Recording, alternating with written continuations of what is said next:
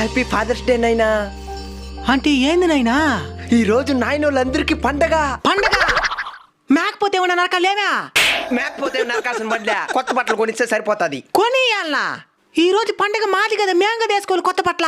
అట్ట కాదది, కొడుకులకు కొనియాలా, అదే పండగ. డబ్బులా లేదా?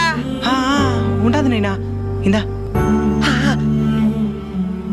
ఏం నాగయ్య, వడ్డీ డబ్బులు? వడ్డీ డబ్బులు ఒకేసారిగా వచ్చే నెల ఇచ్చేస్తానయ్యా. అదంతా కుదరదు అయ్యా, బిడ్డ కొత్త బట్టలు అడిగినాడు.